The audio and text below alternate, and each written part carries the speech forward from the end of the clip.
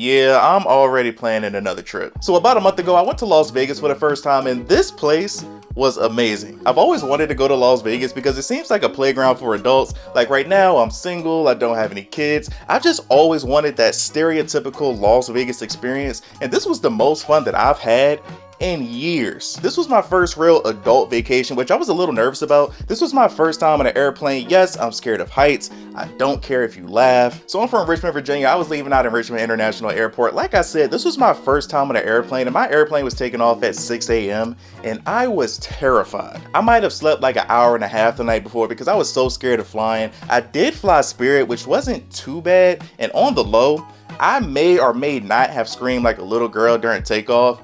I don't like that feeling of going up. Flying was a cool experience, and being in the air, it was moments where I was like, wow, this is beautiful. And then we started to get turbulence, and everybody around me was knocked out asleep, and I'm sitting there, sweaty hands, grabbing my cross. But my flight was 5 hours and 10 minutes, and I hated every second of it. So what's the first thing I see when I land and I get inside that airport?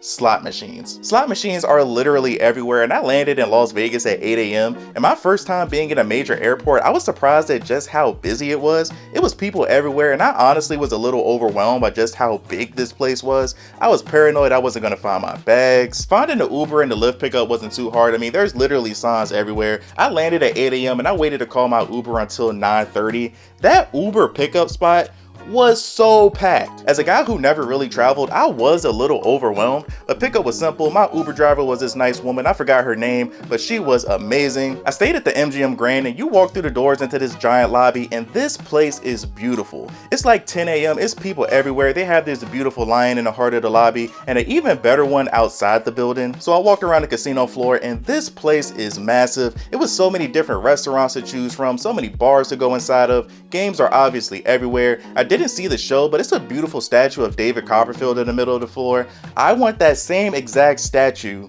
but of my face. Now my room is available. I paid $50 for early check-in. I believe I checked in at 12:30 instead of the normal 3 o'clock. So I stayed on the 26th floor, and I had a room with 2 queen beds. I had the room to myself, but the 2 queen room was cheaper for some reason. I also got a room with a view of the Strip, and it was breathtaking to wake up to every morning. I had a nice view of New York, New York, Excalibur, and Luxor right outside my window. You know, keeping it player. And I know it's boring, but I took a nap as soon as I got in my room because I was completely dead inside. I had to decide which bed to use, and the vibes on the right one just felt better. So the entire first day, I was out there by myself, and the only thing I had planned for that first night was the Las Vegas Sphere. All I wanted to do was get pissed drunk and go inside there. I went to Tap Sports Bar downstairs in the MGM to watch a trash Thursday night game between the Bears and the Panthers. Drinks everywhere in Vegas are pretty pricey, but it was a nice spot. Just in case you don't know, the Las Vegas Sphere is not on the Strip at all. I took the monorail down to the Link Hotel, and I don't know if it was because of the alcohol, but it felt like I still had to walk over a mile, and it was cold. It was cool though, because I met this other group of clearly drunk people in the elevator, and nobody knew where we were going, so it was just a bunch of drunk people walking down the street trying to follow this giant orb. It was amazing. For me, this was the main thing I wanted to see for months, and I couldn't believe I was actually standing in front of this giant thing. We got inside, and it was jam-packed, but this place was so beautiful. Huge building with multiple floors and all of these cool futuristic displays. The theater was massive, but the seats were very uncomfortable to me. It felt like if I leaned forward, I would have fell over. But maybe that was the tequila. But we watched a movie that was about 40 minutes long, and it was beautiful. The film itself, not that good, but nobody's there for the movie. You just want to see the screen. The seats do move, and it was moments where it was snowing in the movie, and at least to me, it felt like it got colder in there. This was one of the greatest things I've ever seen, and this is one of those moments where I'm glad to say that I witnessed something in person. I paid $180 for my tickets. Don't be an idiot like me. Buy your tickets early. When I looked the week before, tickets were only $90, so I thought I was going to still pay $90. I ended up paying $180 to stand in a long ass line and watch a 40-minute movie. So the next day, my boy Dave was in town, and we hit the Strip. During the day, we spent most of our time just trying to see as many different hotels as we could. New York, New York was pretty cool, and we had a great bartender there. I think we went to High Limit Bar. I forgot the name, but both the bartenders we had were amazing. We went to Planet Hollywood, and the casino floor was massive. Their shopping center looked like Italy or something. They had the riverboats going. The ceiling was painted to look like clouds. We went from the popular spot Ocean One Grill.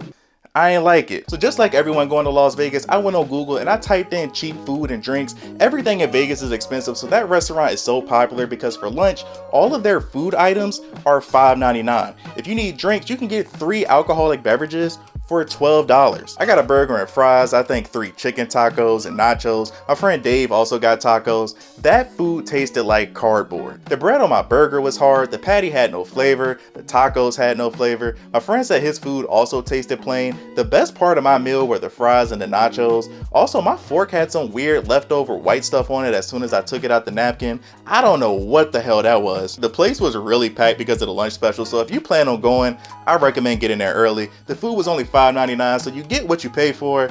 I just needed food in my system. But so many beautiful hotels. The Aria made me feel so poor. This is an upscale hotel. This place was beautiful. And I'm pretty sure I saw on 2 separate occasions these escorts with 2 separate old men. Shout out to them. The Cosmopolitan was amazing. Caesar's Palace is hands down my favorite. Everything in there just looked fancy. I love the area near the Link Hotel. It was so much going on around there. The High Roller Ferris wheel was massive. The entire area was packed and full of energy. You had music playing outside. It was just such a great vibe out there. When we were leaving out of there, these fine ass half-naked police officers came up to me and I almost folded for a second. This fine Asian woman came up to me. She didn't say a single word. She just opened up one of her handcuffs. I immediately stuck my hand out. Got me. I may or may not have had to have stopped myself from moaning a little bit. You know, sometimes you learn some things about yourself, like maybe handcuffs aren't that bad. So then this other beautiful half-naked white woman, she came up to me and she cuffed my other hand. She sounded like she was from Russia or Poland or something. And then they asked me if I wanted a picture, and that's when I snapped back into reality because I'm cheap and I know that means money. The Asian one was like, "Oh, you're so attractive and I really like bald guys." Shut up. The Asian one, I feel like she caught the vibe that I wasn't paying because I said, "I'll take the picture if it comes with your phone number." She told me to call 911. And then the white one was like, "How about a picture or a spanking?" And then she hit my chest with something. And I'm like, fam, the absolute last thing I'ma do is let a half-naked white woman dressed as a police officer bend me over and spank me in the middle of the Las Vegas Strip. For clubbing, we went to Hakkasan, which is downstairs at the MGM Grand. I believe this spot is considered one of the top spots in Vegas. This place was amazing. It gave me exactly what I wanted. I've always wanted to go to Las Vegas and go to one of those parties where it's music blasting, it's people jumping up and down, they got lights going everywhere, they got sparks flying, they got confetti falling down. This spot gave me all of that. I get in the elevator and I asked the bouncer if they had multiple floors, and he was like, "Yeah, we do, but we only got one open tonight because tonight's kind of a slow night." Their slow night was the best club experience I've ever had. We walk in on their slow night. This place is jam-packed. It's women everywhere. We met these nice group of girls. I think they were from Indiana or something like that. Shout out to them. We went Friday and Saturday. When we came back Saturday, we met these random cougars. Shout out to them. But this place was amazing, especially on Friday. But just know that the bar is extremely slow and drinks are really expensive. I bought 2 rum and cokes. $56. For the guys that's watching this, it was girls in there that had on these wristbands, and the wristbands allowed them to get free drinks for an entire hour. Try to get in with them. Friday was amazing. We had a guy named DJ Sour Milk and he played almost everything. A lot of hip hop, which is what I mainly wanted. And shout out to these random guys all dressed like Tyler the Creator for some reason. They were lit. Saturday, I forgot his name, but his initials were NR. His setup was amazing, but I personally didn't enjoy his music like that. People in there were rocking, but he played electronic dance music all night. I don't mind music like that, but to play that for 2-3 hours straight, that's a little much for me. Like, it was women in there leaving because they wanted to actually dance, not jump up and down. But Las Vegas was amazing. Like I said, this was my first time there. I love that city so much. Granted, I'm not an idiot. I know how to move. I know how to be aware of my surroundings. But the thing that caught me off guard was the people there were so nice. Like, everyone was happy. From the random people that let me follow them to the Sphere, to the random people that I met in the elevators, the Uber drivers, everyone there was so nice. And real quick, we ate at the Margaritasville near the Link, and I got some Caribbean chicken egg rolls. One of the best things I've ever had in my life. They were so good that we left. We walked around for like an hour and we came back just to order some more. I also ate at Nellie's Southern Restaurant in the MGM Grand. It was all right. I paid $35 for 4 pieces of fried chicken and 2 sides. The chicken was just okay and not worth the money in my opinion. It was no better than the Popeyes I get right down the street. I believe my waiter name was Leo. He was such a cool guy. He had such a good positive energy about him. So if you ever go to Nellie's in the MGM Grand and you get Leo, Tell them I said hello. Great time, great city, great people. I plan on going back once the weather gets a little warm because I need to see what the pool parties are like there.